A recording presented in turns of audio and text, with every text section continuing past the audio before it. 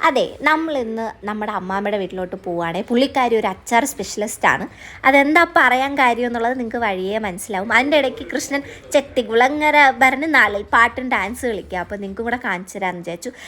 ഇതുകൊണ്ടാണ് ഞാൻ അച്ചാർ സ്പെഷ്യലിസ്റ്റ് എന്ന് പറഞ്ഞത്. അതിൻ്റെ ആ അടമാങ്ങയുടെ മണം മാത്രം മതി ഒരു വലിയ പ്ലേറ്റ് ചോറ് കഴിക്കാൻ വേണ്ടിയിട്ട്. ഇതും അടമാങ്ങയാണ്. ഇത് കുറച്ചും കൂടെ പഴക്കമുള്ള അടമാങ്ങയാണ്. പിന്നെ നല്ല കാന്താരി മുളകൊക്കെ ഇട്ട വെള്ള നാരങ്ങ അച്ചാർ, അത് കഴിഞ്ഞ് നല്ല നെല്ലിക്ക അച്ചാർ. ഇതും അമ്മമ്മ അടമാങ്ങ ഇടുന്ന പോലെ തന്നെയാണ് ഈ നെല്ലിക്ക അച്ചാർ ഇട്ടിട്ടുള്ളത്. അത് കഴിഞ്ഞത് ഈ നെല്ലിക്കയുടെ ഒരെണ്ണം എടുത്ത് വായി വെച്ചപ്പോഴേ ഇങ്ങനെ അലിഞ്ഞു പോവാണ്. കറക്റ്റ് ഉപ്പൊക്കെ പിടിച്ച് ഒരു സൂപ്പർ നെല്ലിക്ക അച്ചാറായിരുന്നു. പിന്നെ അതേ ഈ അടമാങ്ങ അച്ചാർ, ഇതിന് 2 വർഷം പഴക്കമുണ്ട്. ഇത് അമ്മാമ്മ വെള്ളമൊന്നും അടിക്കാതെ ഞങ്ങളെക്കാളും സൂക്ഷിച്ച് അമ്മാമ്മ നോക്കി വെച്ചേക്കുന്ന അച്ചാറാണ്. ഇതെല്ലാം അമ്മാമ്മ ഇങ്ങനെ ഓരോ കുപ്പിയിലാക്കി സൂക്ഷിച്ച് വെച്ചിട്ടുണ്ട്.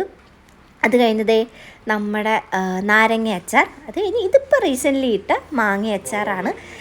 ഈ കാണുന്നതാണ് ഞങ്ങളെ അച്ചാർ സ്പെഷ്യലിസ്റ്റ്. പുള്ളിക്കാരി കുറച്ച് നാണമുണ്ട്. ഹായ് ഒക്കെ പറയുന്നുണ്ട്. അപ്പോൾ ഓക്കെ ഗൈസ്, ബൈ.